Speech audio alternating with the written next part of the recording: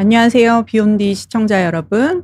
오늘 내 몸의 닥터 류마티스 내과 강의를 맡은 류마퍼스트 내과 정경희입니다. 안녕하세요. 류마퍼스트 내과의 송란입니다. 저희가 이제 이런 비욘디에 나오는 시간을 환자분들이 진료실에서 많이 하시는 질문들, 그러나 저희가 이제 진료 중에 길게 설명을 충분히 드리기는 좀 어려웠던 내용들을 준비해서 지금 순서대로 해오고 있었는데요. 오늘은 이제 류마티스와 유전에 대한 말씀을 드릴까 합니다. 류마티스 질환들이 이제 질병명이 일단 어렵다 보니까 류마티스 관절염, 루푸스, 베체트 뭐 이런 진단이 되고 나면 환자들이 일단 이 질환이 무엇인가를 궁금해 하시는데, 그런 질환에 대한 설명이 끝나고 나면 대부분 또 물어보시는 것이 두 가지. 한 가지는 완치가 되냐는 질문이고요. 또 한 가지가 유전이 되냐라는 질문입니다. 그래서 이제 진료실에서 많이들 하시는 질문이 류마티스 관절염이면 류마티스 관절염, 뭐 루푸스, 쇼그렌, 베쳇 다 유전이 되냐는 질문을 많이 물어보시는데, 대부분 이제 아이들을 데려와서 유전자 검사를 해야 되냐 이런 질문들을 하시고요. 또 내지는 뭐 친척 내지는 가까운 형제 자매가 류마티스 질환을 진단받았는데 나도 그런 검사를 해야 되냐라는 질문이 많습니다. 그리고 이제 유전적인 것은 사실 타고나는 거니까 과연 관리를 절대 할 수 없는 것이냐 이런 질문들을 하시고요. 요즘은 이제 통풍 환자분들이 많이들 오시는데, 통풍약을 처방할 때 미리 유전자 검사를 하게 되는 경우 이미 약을 먹었던 환자에서도 이 유전자 검사가 필요하냐 이런 질문들이 있습니다. 오늘의 강의는 이런 질문들을 진료실에서 받았던 내용들을 저희가 조금 짧지만 아주 명료하게 설명을 드려보도록 하겠습니다. 실제 저희 진료실에서 류마티스 관절염을 비롯해서 자가면역 질환을 진단을 받으면 제일 먼저 궁금해하시는 건 왜 걸렸느냐, 원인이 뭐냐 이런 걸 이제 물어보세요. 원인을 설명하다 보면 이런 자가면역 질환들이 되게 유전적인 어떤 소인이 있는 상태에서 발병을 한다 이렇게 설명을 드리게 되는데요. 그러다 보니 이제 유전에서 딱 우리가 느껴지는 거, 이게 아이들한테도 가느냐, 유전이 되느냐 이런 질문을 받게 됩니다. 사실 류마티스, 자가면역 질환은 유전이라는 원인을 가지고는 있지만 유전병과는 매우 다릅니다. 유전병이라는 거는 유전자 변이 하나가 이제 발병을 결정함으로써 실제로 유전자 이상이 있는 분들이 발병 위험이 매우 높은 질환들을 얘기하고요. 예를 들면 뭐 혈우병 같은 것들. 그래서 실제 그 가계를 통틀어 부모가 있을 때 자녀분들도 이 병에 걸릴 확률이 매우 높은 그런 질환들을 유전병이라고 합니다. 하지만 류마티스 질환, 자가면역 질환에서의 유전이라는 것은 그 원인에서 이런 자가면역성이 있다. 다시 말해 자가면역 질환이 발병할 가능성이 높다 정도로 생각을 하시는 것이 맞습니다. 유전적인 소인이 있는 분들이 이런 자가면역성이 있고, 이런 분들이 실제로 모두가 발병하는 것은 아니고 어떤 환경적인 인자가 작용을 해야만 발병을 하거든요. 여기서 환경은 제일 흔한 것이 뭐 감염, 흡연, 스트레스 같은 것들이 위험 요소로 작용을 하게 되고요. 그래서 제가 쉽게 설명드릴 때 어떻게 얘기하냐면, 이런 유전성이 있는 분들은 어떤 불이 켜질 수 있는 전기 공사가 다 되어 있는 방을 가지고 있다고 생각하시는 거예요. 그런데 아무리 전기 공사가 되어 있어도 스위치를 켜지 않으면 불이 안 들어오죠. 그런데 스위치 역할을 하는 것이 이제 환경 요인입니다. 그렇기 때문에 가족력이 있고 유전적인 소인이 있는 분들이라 할지라도 환경, 감염이나 흡연, 스트레스 같은 것들을 잘 관리하게 되면 발병을 하지 않을 수도 있습니다. 오늘 이제 말씀드리는 검사들이 유전자 이름들이 대부분 HLA, B27번, B51번, B5801 이런 식으로 HLA로 시작을 하는데요. 그래서 HLA를 계속 반복해서 말씀드려야 되기 때문에 간략하게 HLA를 좀 설명을 드리고 넘어가도록 하겠습니다. HLA는 이제 쉽게 말씀을 드리면 면역의 신분증이다, 내지는 이제 면역 주민등록증이다 이렇게 비유를 많이 하는데요. 저희가 이제 전체 유전체에서 23쌍의 염색체를 가지고 있습니다. 그래서 이제 46개가 되는데 아버지에서 23개, 어머니에서 23개를 받게 되죠. 그래서 이제 쉽게 생각하면 이제 백과사전 같은 거라고 생각하시면 돼요. 전체의 백과사전이 있는데 23권, 23권을 받아서 46개가 되는 거죠. 그중에서 이제 6권에 해당하는 염색체가 HLA라고 하는 이 면역에 관련되는 정보가 매우 밀집되어 있습니다. 그래서 그 HLA가 클래스 1과 2로 나누게 되는데 클래스 1에는 HLA ABC가 있고요. 2에는 HLA DR, DQ, DP가 있습니다. 그래서 오늘 말씀드릴 HLA B는 클래스 1에 해당하는 것이고 B27번이 양성이라는 것은 B27이라고 하는 어떤 특정 변이형을 이 사람은 가지고 있다. 이렇게 이해를 하시면 되겠습니다. 그래서 오늘 말씀드릴 유전자 이제 몇 가지만 말씀을 드릴 건데요. 이것들은 저희가 실제 진료실에서도 많이 검사를 하는 것들입니다. 그런데 저희가 유전자 검사를 할 때 목적이 한 가지는 아니고 크게 보면 3가지 목적에서 유전자 검사를 하게 됩니다. 먼저는 이제 진단에 도움을 받고자 하는 검사들이 있습니다. 예를 들어 강직 척추염이 의심이 많이 되는 경우에 진단을 위해서 HLA-B27 검사를 한다든지, 베체트 증후군이라고 이제 구내염이 자주 동반되는 경우에 이제 베체트 증후군이 많이 의심돼서 조금 더 진단에 도움을 받고자 HLA-B52를 한다든지 이렇게 진단에 도움을 받고자 하는 검사들이 있고요.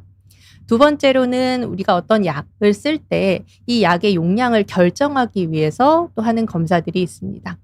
제가 면역 억제제 중에 아자티오프린이라는 약이 있는데 이제 일부의 환자분들이 이런 약을 쓰게 되는데요. 이 TPMT, NUDT15라고 하는 이 2개의 유전자가 이 아자티오프린이라는 약의 어떤 대사에 좀 관여를 하게 됩니다. 그래서 실제 용량을 그대로 써도 될지 줄여야 될지 아니면 다른 약을 써야 될지 고민을 할 때 이 유전자 검사를 먼저 하고 안전하게 사용하기 위해서 또 유전자 검사를 하기도 합니다.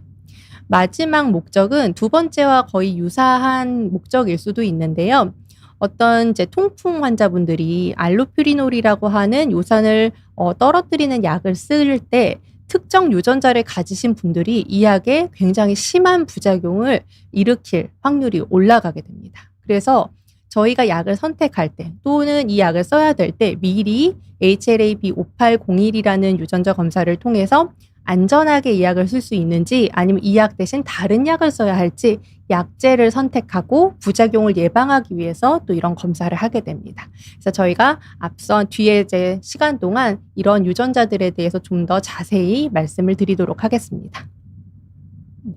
일단 이제 먼저 류마티스 관절염에 대한 건데요. 류마티스 관절염에 해당하는 이제 HLA의 어떤 이제 위험 유전자는 HLA-DRB1이라고 해서 공유 에피톱이라고 되어 있는데 이런 이제 쉐어드 에피톱이라고 하는 그 구역이 있습니다. 그 구간에 이제 변이형을 가지고 있는 환자들이 류마티스의 위험도가 올라가게 되는데요. 보통 이제 이런 유전자 연구에서 가장 많이 이제 이용되는 것 중에 하나가 일란성 쌍둥이 연구가 되겠습니다. 그래서 일란성 쌍둥이에서 한 명이 류마티스 관절염이면 다른 쌍둥이가 류마티스에 걸릴 위험도는 15에서 30% 정도. 그러니까 사실은 반이 안 되는 거죠. 50%가 안 되는 경우고요. HLA-DRB1 이 쉐어드 에피톱이라는 걸 가지고 있는 사람의 류마티스 관절염의 위험도는 한 3배에서 5배 정도 높다라고 봅니다. 이것이 가지고 있는 환자들은 이제 보통 요즘 류마티스 건강검진에서 류마티스 인자 검사 많이 해서 오시는데 지난번에 류마티스 내과에서 하는 검사들에 대한 강의에서 항 CCP 항체라는 걸 말씀드렸어요. 항 CCP 항체가 이제 류마티스 인자에 비해서는 특이도가 더 높다라는 말씀을 드렸었고 진단에 아주 유용하게 쓰이는 검사인데 이 항 CCP 항체 양성인 류마티스 관절염과 이 HLA-DRB1과 연관이 매우 강하게 있습니다.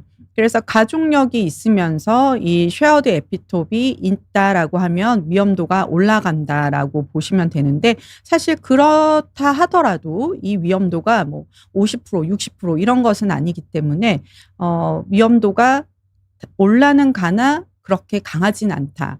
그러니까 비교해서 말씀드리자면 저희가 이제 유방암에서 브라카라는 유전자가 매우 유명하잖아요. 그래서 뭐 안젤리나 졸리 같은 경우에는 미리 수술을 하기도 하고 그랬었는데 그런 브라카 유전자 같은 경우에 위험도가 뭐 50%, 60% 이렇게 얘기를 하고 있는데 이제 이 HLA-DR-B1의 경우에는 위험도를 한 3배에서 5배. 어떻게 보면 위험도가 높다라고 느껴지실 수도 있지만 사실 임상에서 느낄 때는 위험도가 그리 높진 않다. 이렇게 설명을 드리고요. 지금 약간 이제 실시간 질문에도 한 분이 해주셨는데 류마티스 그러면 이런 유전 위험도가 있을 때 어떻게 관리를 할 것이냐, 예방은 도저히 안 되는 거냐라고 물어보시면 아까 이제 송란 원장님이 얘기하신 것처럼 스위치를 올리지 않는 것이 굉장히 중요한데 저희가 그 스위치를 다 알지 못합니다. 그러나 제일 많이 밝혀져 있는 가장 중요한 원인은 흡연이 되겠습니다. 그래서 금연을 반드시 하시도록 강조를 드리는데요. 어떤 이제 그 스위치를 내가 켜지 않는 가장 중요한 것은 금연이 되겠고 그리고 이제 치주 감염이라든지 장내 미생물 이상이라든지 그리고 바이러스 감염 등등도 스위치 중에 하나가 될 수 있습니다. 그래서 이런 것들을 같이 관리하는 것이 이런 위험 유전자를 관리하는 방법이 되겠습니다. 다음은 이제 또 다른 유명한 자가면역 질환인 루푸스에 대해서 말씀드리겠습니다. 루푸스라는 질환은 이런 자가면역 질환들 중에서도 유전성이 좀 많이 관여하는 질환입니다. RA, 류마티스 관절염에서 일란성 쌍둥이 연구에서 한 명이 있을 때 다른 쌍둥이가 생길 확률이 한 30%까지라고 했잖아요. 근데 루푸스에서는 보고에 따라 25에서 50% 반까지도 생깁니다. 하지만 여기서 오히려 반대로 일란성 쌍둥이라도 한 명이 발병을 했더라도 2분의 1에서만 발병이 하는구나 이렇게 사실은 생각을 할 수도 있는 부분입니다. 그래서 이 류마티스 질환에서의 유전성은 그렇게 강하지는 않습니다. 루푸스가 유전성이 좀 강한 이제 병이라고 말씀을 드렸는데 실제 루푸스에 대한 유전적인 특징에 대한 연구들은 상당히 많습니다. 지금까지 밝혀진 거 보면은 이제 100개 이상의 유전 위험 부위가 관여를 한다고 돼 있고 또 HLA 중에선 DR2, DR3 같은 여러 HLA 유전자도 관련이 되어 있다고 되어 있는데 이 유전자가 있다고 해서 모두가 생기는 것은 당연히 아닙니다. 뭐 여성에서 이 병이 많은 것처럼 실제 호르몬, 여성 호르몬도 영향을 주는 것으로 되어 있고 그 방아쇠라고 스위치라고 얘기하는 그런 위험 요소, 환경적인 요인, 루푸스에선 특히 자외선도 그런 위험이 될 수가 있고 뭐 스트레스나 감염, 흡연 다 마찬가지인데요. 그런 위험 요소에 노출이 됐을 때 발병을 한다고 돼 있어요. 또 형제 자매 같은 경우는 어떤 형제가 있을 때 다른 형제 자매에게 발병할 수 있는 위험도가 연구된 거에 따르면 한 2에서 5% 정도라고 하니 사실 그렇게 높은 것은 아니죠. 루푸스 환자들 이제 가계도를 조사를 하거나 가족력을 좀 조사하다 보면 조금 신기한 부분들이 좀 있을 때가 있습니다. 뭐 예를 들면은 어머니가 루푸스 환자인데 따님은 쇼그렌 환자고 또 나중에 이모를 확인해 봤더니 갑상선 질환 중에서 뭐 하시모토 갑상선염이라든지 그레이브스 같이 자가 면역에 의한 갑상선염을 또 앓고 계시는 이렇게 병명은 다르지만 많은 자가 면역 질환들이 이 가계를 통틀어 많이 발생하는 경우들이 있어요. 제가 왜 자가 면역 질환에서의 면역 이제 유전은 이런 자가 면역 질환이 발생할 수 있는 위험도가 올라간다. 자가 면역성이 높아진다라고 앞서서 말씀을 드렸잖아요. 그거에 대한 예라고 하겠습니다. 그래서 꼭 그 질환이 후세나 다른 가족에게 이어지는 것이 아니라 이 가계 자체가 자가 면역성이 높은 집안이기 때문에 자가 면역 질환들이 발생할 수 있는 확률이 높다. 이 정도로 이해를 하시면 되겠습니다. 그래서 이제 루푸스 환자분들은 조금 젊은 여성분들이 많다 보니까 임신이라든지 아이에게 유전되는 부분에 대해서도 훨씬 더 걱정 많이 하시고 민감하게 생각을 하세요. 일단 루푸스에서의 임신 조금 다른 얘기긴 한데 먼저 얘기를 해보면 루푸스뿐 아니라 류마티스 관절염도 마찬가지고 자가면역 질환 환자분들이 임신 자체가 이 질환이 없는 분들에 비해서 어렵진 않습니다. 그리고 임신 중에 태아에 대한 위험도도 이렇게 올라가지 않습니다. 그리고 이제 몇 가지 걱정하시는 것들 중에서 그러면 임신했을 때 약을 못 먹는데 이 병이 나빠지면 어떡하죠? 라고 궁금해하시는 부분도 있는데 대부분의 자가 면역 질환들이 이제 임신 중에는 오히려 면역력이 약간 다소 이 태아를 보호하기 위해서 엄마의 면역이 조금 감소하는 부분들이 있어서 오히려 자가 면역 질환은 좀 호전되는 경우가 많고요. 오히려 이제 출산 후에 나빠지는 경우가 있어서 이 과정을 담당 선생님과 쭉 지켜보면서 관리를 하시는 게 중요하고요. 또 임신에 있어서 더 어렵진 않지만 이 병의 활성도가 심해서 염증이 심한 경우에는 임신 자체가 좀 어려운 경우도 있어서 오히려 그 전에 철저하게 병을 잘 조절하시는 것이 좋습니다. 또 요즘에는 임신 중에 쓸 수 있는 약제들도 사실은 많습니다. 그래서 필요한 경우에는 안전한 약으로 유지를 할 수도 있는데 임신 전 몇 개월 전에 반드시 끊어야 되는 약들도 있거든요.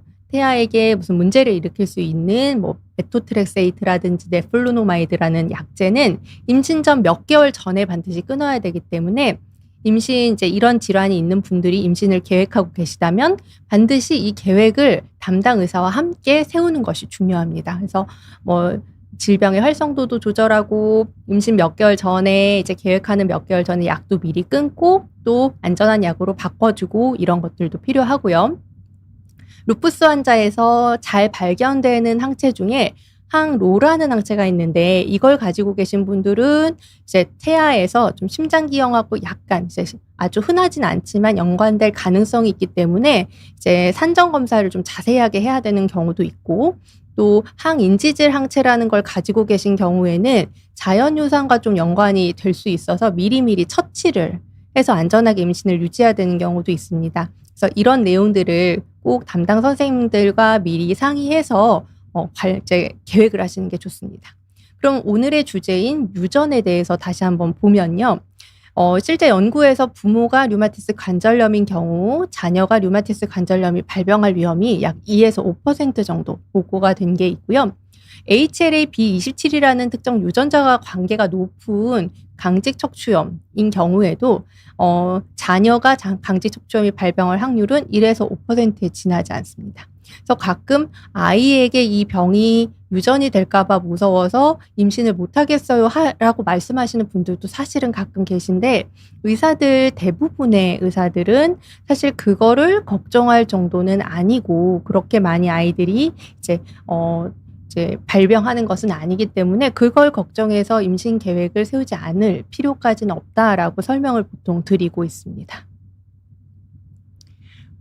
인제 허리 통증 환자들에서 사실 HLA-B27 굉장히 인제 많이 알고들 오시더라고요. 그래서 허리가 아플 때 HLA-B27 검사를 받아보고 싶다 하시기도 하고 강직성 척추염이 아니냐 이런 질문들을 많이 하시는데요. HLA-B27 유전자라는 것은 인제 아까 말씀드린 그 클래스 1의 HLA, A, B, C 중에 B 그중에서도 27이 있다라고 보시면 되는데 강직 척추염 환자분들이 인제 10분 진단이 됐다라고 하면 사실 9명 정도가 HLA-B27이 양성입니다. 그러니까 매우 인제 진단적인 면에서 유용한 검사거든요. 저희가 강직 척추염으로 진단받고 치료 중인데 저희 병원에 오셨는데 B27이 음성이다. 그러면 한 번 정도 진단이 확실하나 다시 꼼꼼하게 더 보게 되는 인제 그 정도로 진단적 파워가 매우 큰 유전자인데요. 일반인 중에서도 HLA-B27이 양성인 경우가 100명 중에 한 연구에 따라 다르지만 1명에서 5명 정도. 죄송합니다. 일반인 중에서도 HLA-B27이 양성인 분들이 계세요. 그런데 이분들은 사실 100명 중에 강직 척추염이 되는 환자는 사실 1명에서 5명 정도거든요. 그러니까 이 갭이 지금 수치상으로 보면 환자 그룹을 모아놓고 보면 열의 9명은 양성인데 일반인에서 인제 이 유전자를 갖고 있는 사람에서 질환자가 몇 명이냐 보면 사실 100명 중에 1명 내지 5명이라는 거죠.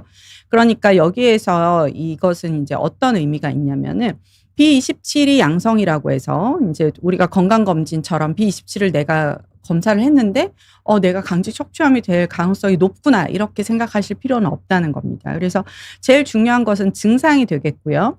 아침에 특히 심한 허리 통증이라든지 3개월 이상 지속되는 통증, 그리고 움직이면 운동을 하시면 좋아지시고 쉬면 오히려 더 나쁘다. 요런 인제 염증성 요통이라고 보통 표현을 합니다. 그래서 기계적 요통이 아닌 염증성 요통의 양상을 가지고 있거나, 그리고 동반된 질환으로 눈의 염증, 그리고 뭐 피부에 건선과 같은 염증성 질환이 있는 경우 강직 척추염을 의심해 볼 수 있겠습니다. 그리고 인제 부모님, 특히 인제 보통 남자 환자가 워낙 많은 질환이기 때문에 아버지가 강직 척추염을 진단받으셨을 때 "저도 걸릴 확률이 높냐?" 이렇게 인제 아드님이 질문을 하시는 경우들이 많은데요.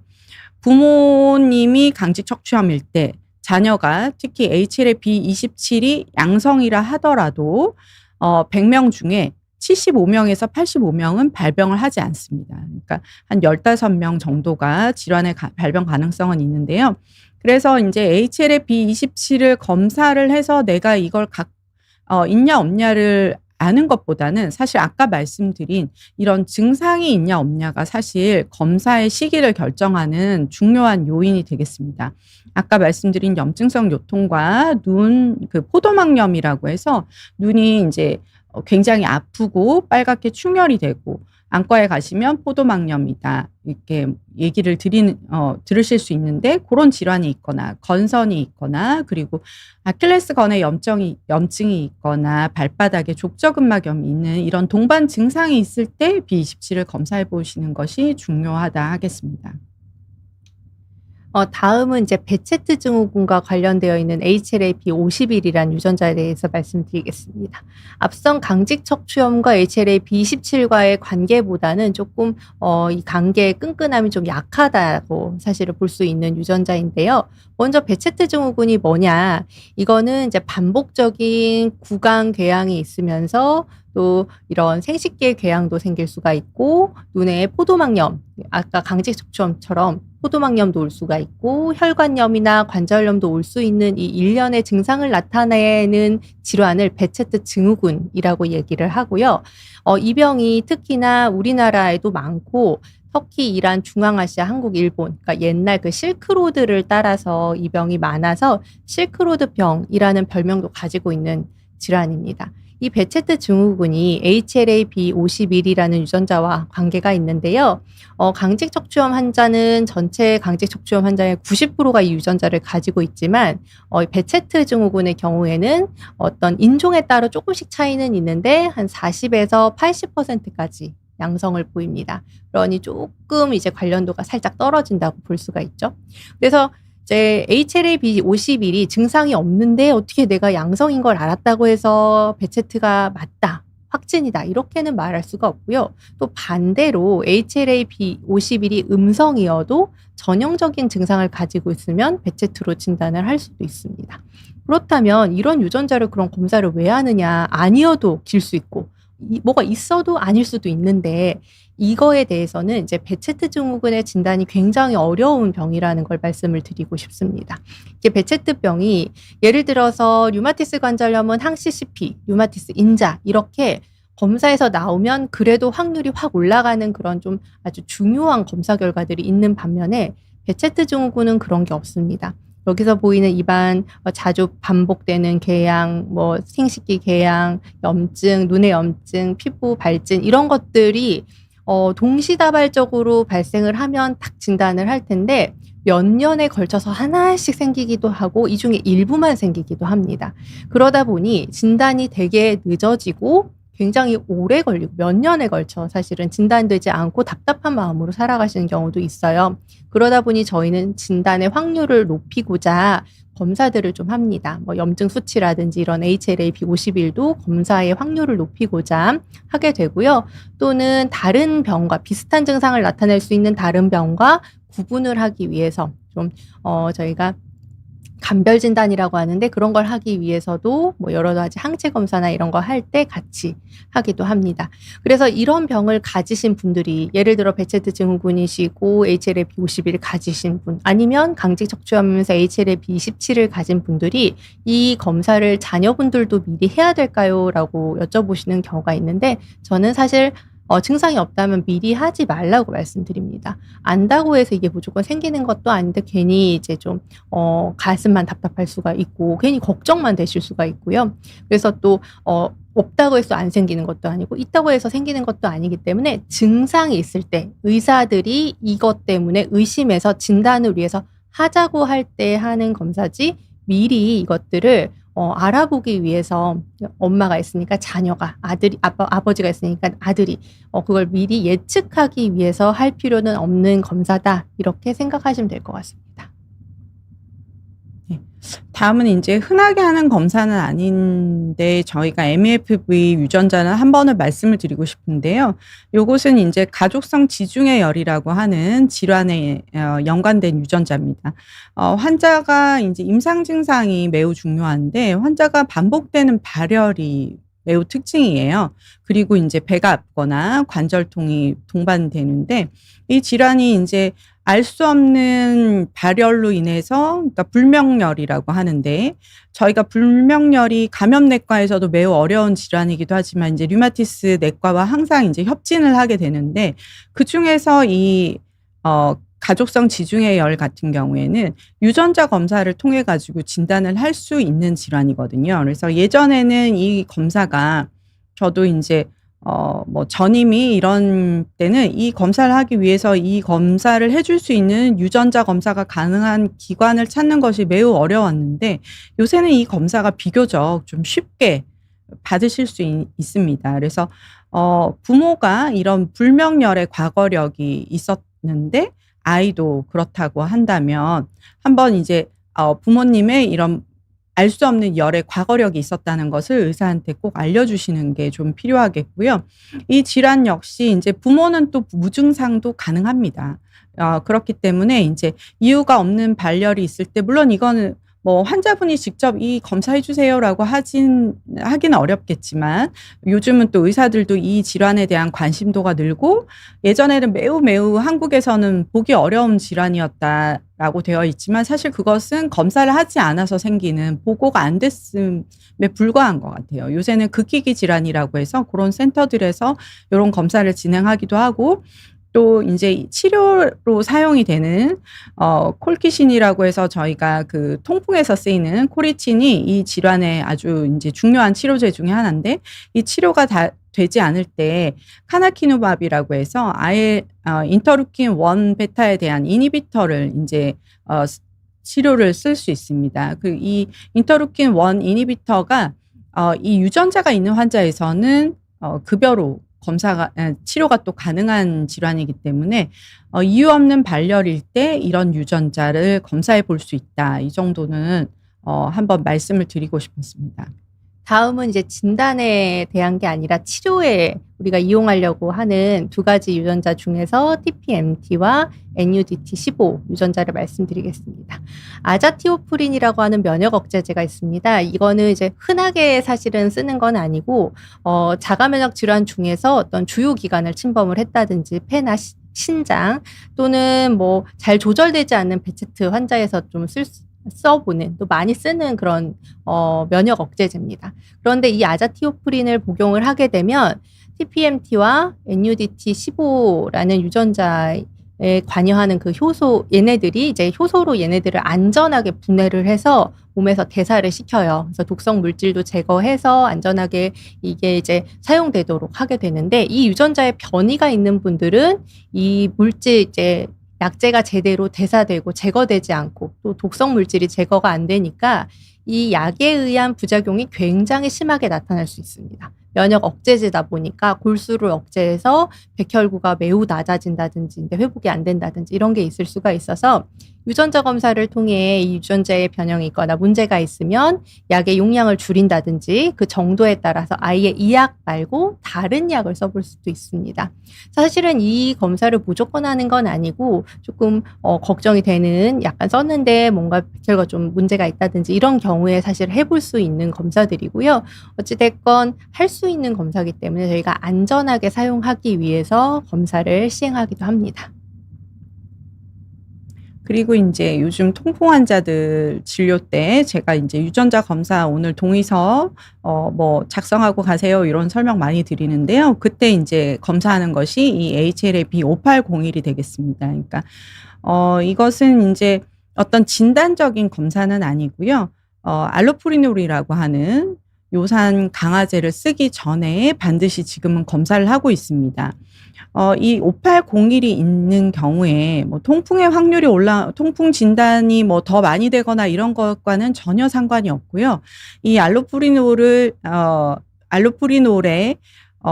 피부 부작용, 사실 인제 굉장히 위험한 스티븐슨 존슨 증후군이라는 것이 있습니다. 그래서 뭐 저도 한 2 케이스 정도 예전에 수련 때 봤던 경험이 있는데, 이건 정말 인제 환자 입장에서는 전신의 피부가 벗겨지는 너무 고통스러운 부작용이에요. 그래서 그리고 또 이 한국에서 약물 부작용으로 어떤 환자를 치료하는 데 들어가는 비용이 가장 높았던 약이 사실 알로프리놀입니다. 그래서 그런 것을 막기 위해서 지금은 이 약을 쓰기 전에 이 B5801이라는 것을 반드시 검사를 하고, 이것이 양성이 나오게 되면 음성이 나오면 당연히 알로프리놀이 필요한 환자에서 쓸 수 있습니다. 그리고 양성이 나오게 되면 페북소스탓이라는 인제 약을 쓰거나 아니면은 또 벤지브로마론이라는 약을 쓰거나 해서 요산 강화를 할 수 있는 다른 약제를 쓰도록 하고 있습니다.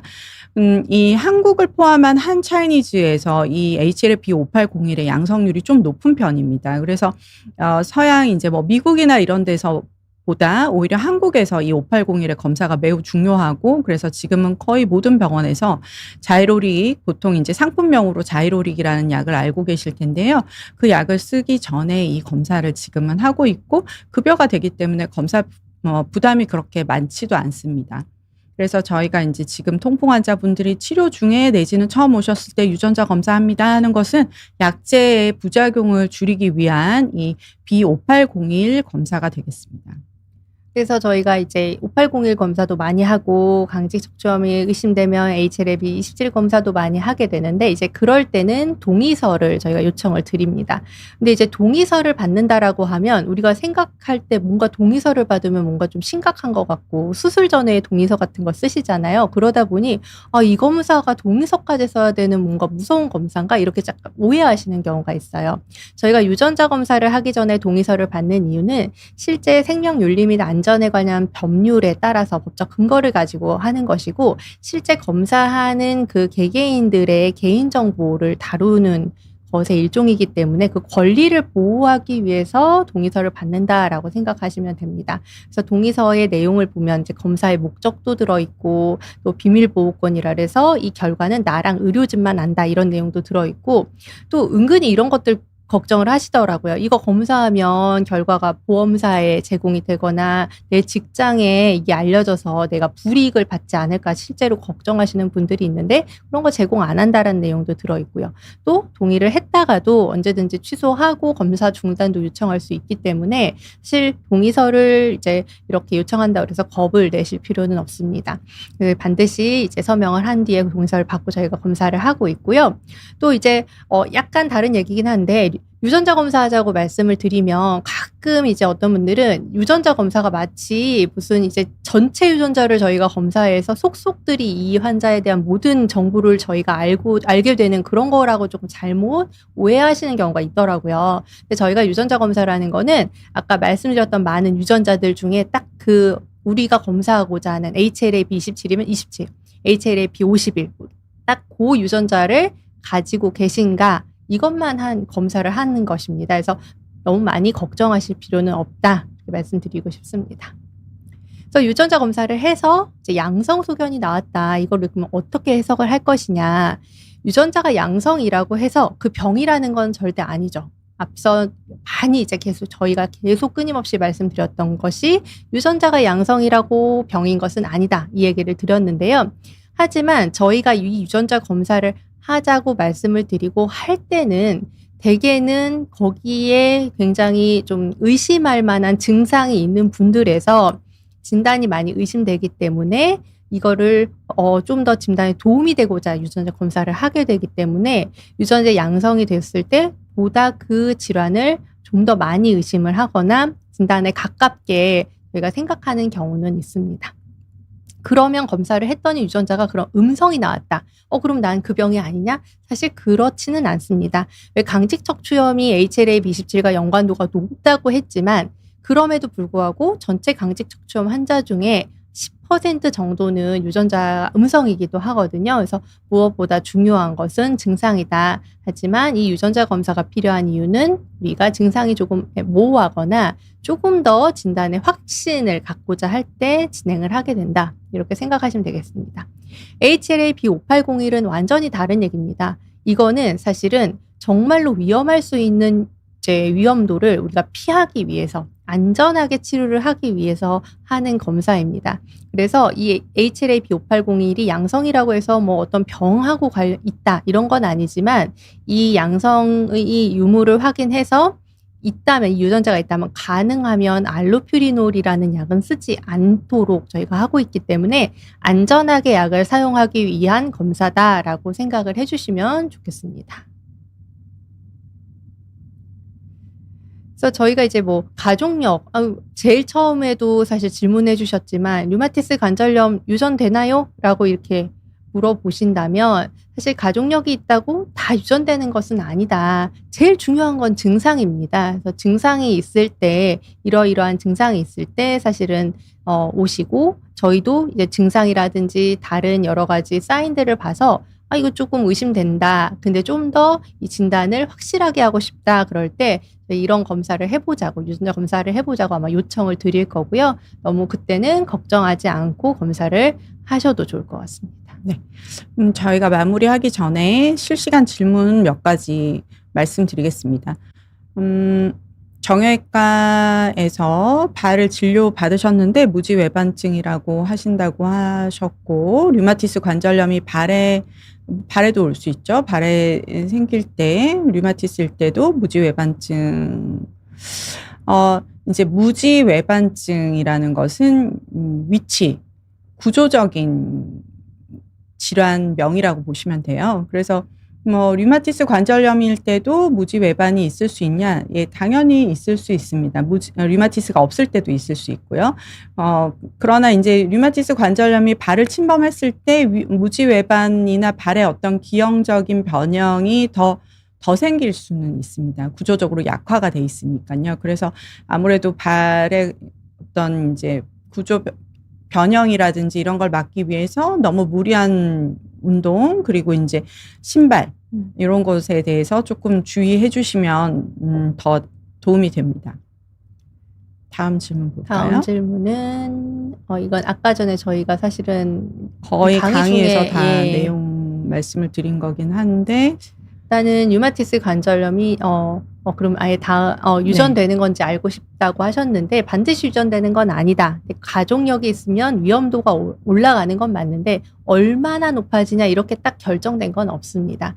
유전적 소인이 있어도 예방할 수 있는 방법은 아까 전에 말씀드렸던 환경적인 요인을 피하는 거죠. 건강한 생활을 사실 하시라고 저는 말씀을 드리는데요. 일단 흡연을 피하고 그다음에 스트레스를 좀 관리를 하는 것이 좋습니다. 별거는 없고요. 이제 항상 말씀드리는 건데 건강한 거 드시고 잘 자고 스트레스를 내가 해소할 수 있는 방법을 좀 찾고 이런 것들. 그다음에 이제 감염이 또 굉장히 중요한 위험 요소이기 때문에 예방 접종 필요하다면 맞으시고 사람 많은 데는 이렇게 마스크 하시고 손 잘 씻고 위생 신경 쓰시고 이렇게 하시면 되겠습니다. 그래서 가족력이 있는 경우에 검진 목적으로 뭐 인자를 검사하거나 항체를 검사하거나 유전자 검사를 하실 필요는 없고요. 가족분들 중에 비슷한 증상 뭐 이렇게 관절에 붓고 아프다든지 뭔가 그 질환과 관련된 증상들이 나타난다면 그때 검사하셔도 전혀 늦지 않습니다. 네, 다음 질문은 류마티스로 확신하고 약을 처방했는데 나중에 류마티스가 아닐 경우가 있었는지. 확진을 이제 류마티스 관절염이 혈청 양성, 특히 혈청 양성 류마티스 관절염 같은 경우에는 이제 산정특례 지난번 강의 때도 말씀드렸잖아요. 산정특례라는 것으로 등록을 할 수 있는데 생각보다 기준이 매우 촘촘합니다. 그래서 확진을 했는데 영상검사를 나중에 했다. 사실 확진할 때 이미 영상검사가 들어가게 됩니다. 요즘은 초음파까지 거의 다 같이 하게 되고 영상검사를 해서 류마티스가 아닌 경우는 없다라고 보시는 게 맞을 것 같습니다. 네, 뭐 이런 경우는 있을 수 있을 것 같아요. 류마티스 관절 간혹 이제 다른 병원에서 류마티스 관절염으로 진단을 받으셨는데 다음 병원에서 다른 류마티스 질환으로 진단이 되는 경우가 있습니다. 뭐 예를 들자면 강직척추염과 건성관절염도 조금 그런 디베이트가 조금 있을 수는 있고요. 그러나 류마티스의 어떤 카테고리 안에서 류마티스가 전혀 없는 환자를 류마티스 병으로 확진하고 약 처방을 하기는 좀 어렵다. 왜냐하면 류마티스 자체가 피검사, 지금 말씀드린 유전자 검사도 마찬가지지만 피검사 하나만으로 진단되는 질환이 아니고 의사의 진찰, 환자의 증상, 그리고 여러 가지 엑스레이나 피검사 등을 종합해서 하는 진단이다 보니까 복합적인 요소들이 많이 들어갑니다. 그래서 하나로 어떤 확진을 하는 것은 아니기 때문에 그런 위험은 좀 적지 않나 싶고요. 만성질환이라서 평생 약을 먹어야 하는데 이제 몇 년에 한 번씩 류마티스 관절 수치를 보느냐. 사실 류마티스 인자나 항CCP 항체는 진단적으로 한 번 처음에 하고 나면 추적 관찰을 계속하는 검사는 아닙니다. 예전에 이제 검사에 대한 강의 때도 말씀을 드렸는데 진단을 하고 나면은 그다음부터 정기적으로 하게 되는 검사는 ESR과 CRP라는 이제 염증 수치 검사가 되겠고요. 그리고 또 다른 검사들로는 이제 간 수치라든지 콩팥 수치를 확인해서 약제의 어떤 위험도를 줄이기 위한 검사들이 되겠습니다. 그래서 류마티스 관절 수치라기보다는 류마티스 인자나 항CCP 항체가 정상이 되었는지를 몇 년마다 확인하냐라고 물어보신다면은 그것을 굳이 확인하지는 않습니다. 첫 번째 그 질문에서 영상 검사가 예를 들어 초음파라든지 뭐 이런 그 활성도로 보는 검사들이었다면 첫 번째 진단하고 약 드시면서 뭔가 활성도가 줄어들고 나면 다음 검사에서는 뭔가 더 좋아진 상태, 정상처럼 보이는 상태는 또 있을 수는 있을 것 같아요. 케이스를 이렇게 보다 보면 그런 케이스는 있을 거는 같은데, 예. 다음 질문 볼까요? 최근에 건강검진을 했는데 문자로 류마티스 항체 양성이라는 소견을 받았습니다. 이미 이제 쇼그렌을 진단받고 추적 관찰 중인데 쇼그렌일 때 류마티스 항체가 양성이 나오나요? 예. 사실은 일단은 첫 번째로 쇼그렌은 류마티스 항체가 양성이 많이 나오는 질환입니다. 그래서 양성도가 거의 뭐 류마티스 관절염에 육박할 정도로 70-80%까지도 류마티스 항체가 양성이 나오기 때문에 그럴 가능성이 한 가지가 있고요. 또 두 번째는 쇼그렌 증후군은 또 류마티스 관절염과 동시에 발생도 좀 많이 하는 그런 병이기는 합니다. 그래서 예를 들어서 뭔가 쇼그렌만으로 좀 설명이 되지 않는 심한 염증성 관절염이 있을 때 뭐 필요하다면 류마티스 항체는 워낙에 양성이 잘 나오니까 뭐 항CCP 항체까지 같이 나오는지를 체크를 해보기도 합니다. 어찌됐건 궁금해하시는 부분, 쇼그렌이 류마티스 항체가 나오느냐 사실 잘 나오는 거라서 다른 증상이 심하지 않다면 쇼그렌 때문에 양성이 나왔을 가능성도 있습니다. 네. 다음 질문은 류마티스 관절염 치료를 위해서 MTX 주사요법을 시행하셨다. 근데 치료 종결을 앞두고 있다. 사실 MTX 주사는 사실 흔하게 쓰지는 않고 보통 경구약제, MTX 경구약에 이제 구역 구토가 너무 심한 환자들에서 이제 주사를 사용하기도 합니다. 근데 이제 주치의 선생님께서 치료를 종결한다, 어떤 표현인지 잘 모르겠는데, 사실 이제 완치가 돼서 MTX를 끊는다라고 하셨다고 하면 경구약처럼 주사도 아마 용량을 줄이는 과정을 먼저 거치셨을 거고요. 용량을 최소화했는데도 이제 우리는 이 치료를 중단할 수 있다라고 담당 교수님이나 주치의 선생님이 말씀을 하셨다면 제 생각에는 매우 조심스럽게 아마 주사 치료를 끝내실 텐데 다시 악화될 확률을 사실 이거 확률상 뭐 몇 %의 악화 확률이 있다라고 말씀드리기는 매우 어렵습니다. 왜냐하면 환자의 어떤 류마티스 인자나 항CCP 항체가 얼마나 강하게 양성인지, 그리고 지금 현재 매우 좋아져서 중단을 하게 되지만 이 환자의 활성도가 매우 심할 때, 그것이 몇 년 전이었고 최근 몇 년 동안의 이 그 다스28이라고 하는 그 질환 활성도가 매우 안정적으로 유지가 됐는지에 따라서 사실 악화의 확률을 생각해 봐야 될 것 같고요. 악화될 확률, 만약에 제가 MTX라는 약을 끊는다고 하면 사실 악화될 확률이 거의 없다라는 확신이 있어야지 끊어드릴 것 같습니다. 네. 다음 질문. 면역 억제제를 복용하거나 주사제로 맞는 경우 다른 병이나 감염 질환에 더 취약해지는지요? 사실은 면역 억제제가 뭐냐에 따라 뭐 다른 병에 대한 거는 얘기가 다 다를 것 같아서 사실은 그건 어렵고, 감염 질환, 감염의 위험도는 올라가는 게 맞습니다. 그래서 면역 억제제가 또 뭐냐에 따라 다를 수는 있는데요. 대개는 면역 억제제를 사용 전에 아니면 사용을 하더라도 초기에 가능하면 필요한 예방 접종을 권고를 하고 있습니다. 뭐 독감 그 시즌마다 독감이라든지 또 폐렴 주사라든지 폐렴 예방 접종이라든지 대상포진 예방 접종 같은 것들을 권고를 하고, 가능하면 그 예방 접종을 하면서 감염 위험을 좀 낮추고자 하고, 또 실제 환자분들에게 손 잘 씻고 뭐 많이 주무시고 또 사람 많은데 좀 피하고, 저는 이제 날 것 같은 음식, 면역 억제제 용량이 많거나 좀 그런 거 사용하실 때는 좀 이제 그런 날 음식도 좀 피하라고 말씀을 좀 드리고 있습니다. 네. 쇼그렌 항체가 있으셔서 할록신으로 치료를 하고 계시는데, 지난주에 이제 조피린이라는 약, 할록신도 그렇고 조피린도 그렇고 다 드마드라고 해서 류마티스의 치료에 쓰이는 약인데요.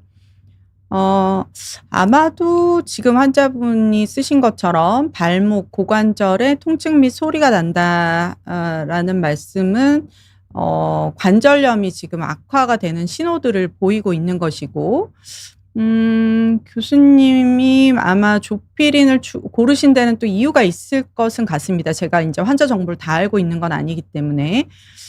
1차적으로 사실 이런 경우에 MTX를 추가하기도 하는데요.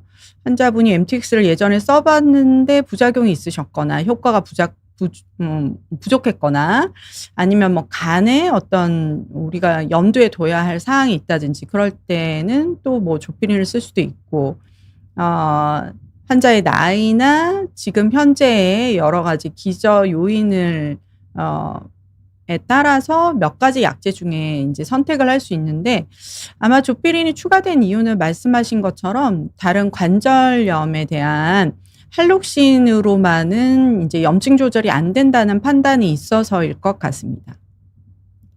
다음 질문은 류마티스 관절염을 오래 방치하거나 치료가 안 되면 합병증이 관절 외에 어떤 장기에 영향을 미칠 수 있는지 알고 싶다고 하셨는데요. 일단은 이제 류마티스 관절염이 오래됐을 때 잘 올 수 있는 합병증 중에 피하결절이 있기도 하고, 또 폐침범을 해서 간질성 폐렴 같은 게 오기도 합니다.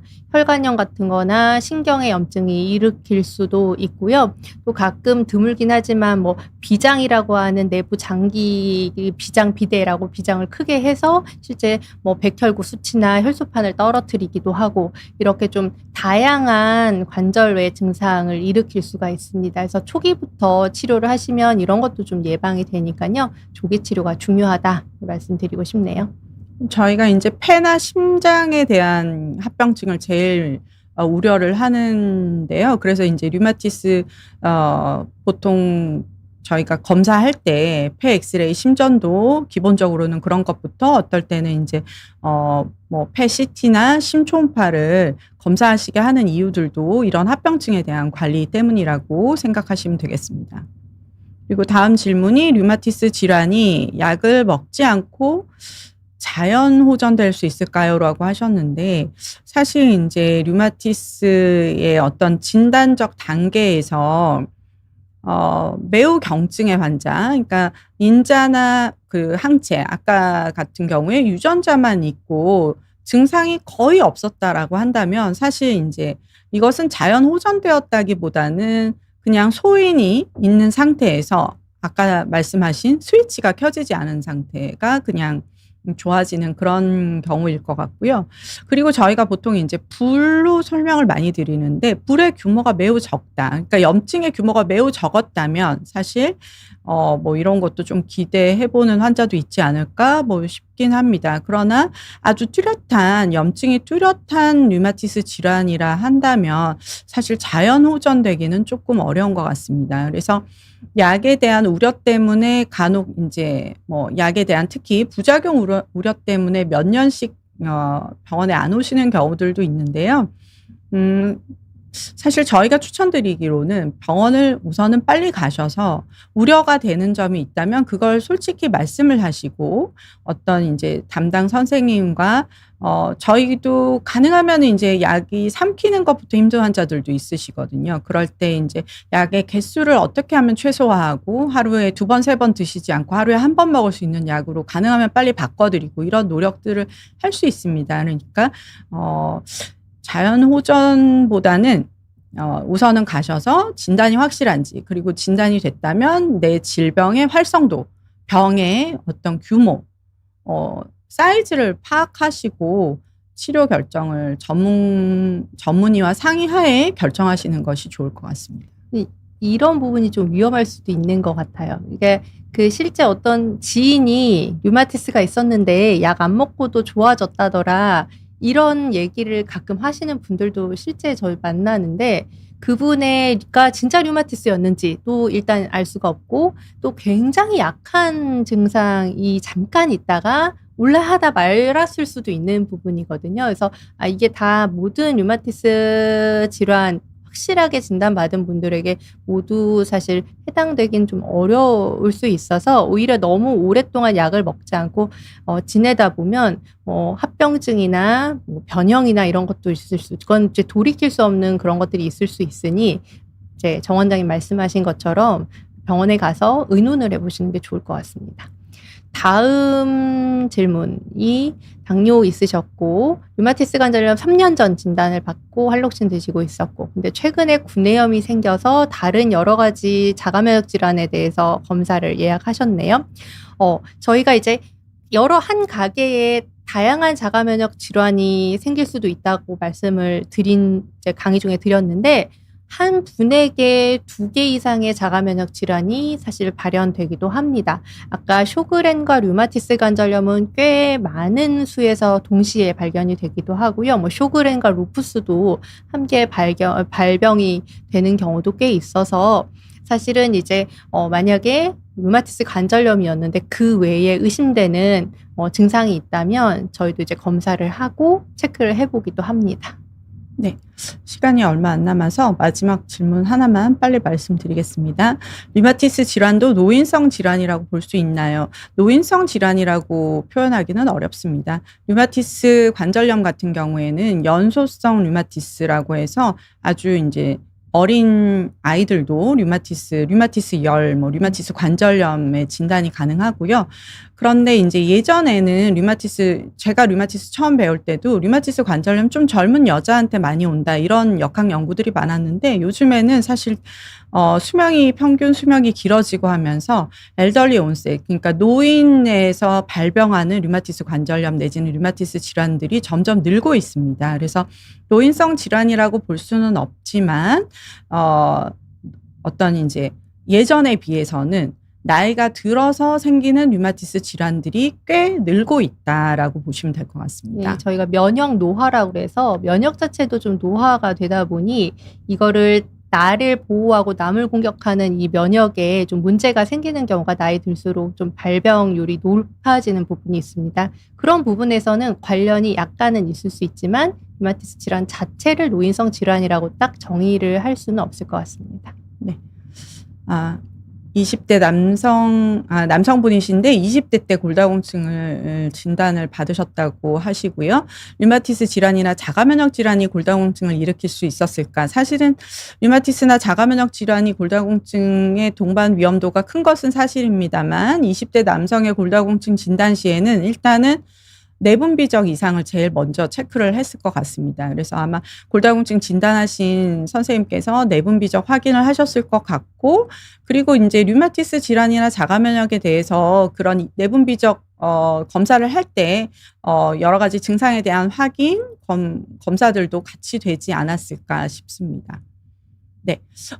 저희가 이제 오늘 마지막 요약을 간단히 말씀드리고 마치겠습니다. 류마티스는 유전병이냐? 유전병은 아닙니다. 유전적인 소인이 있는 병이고요.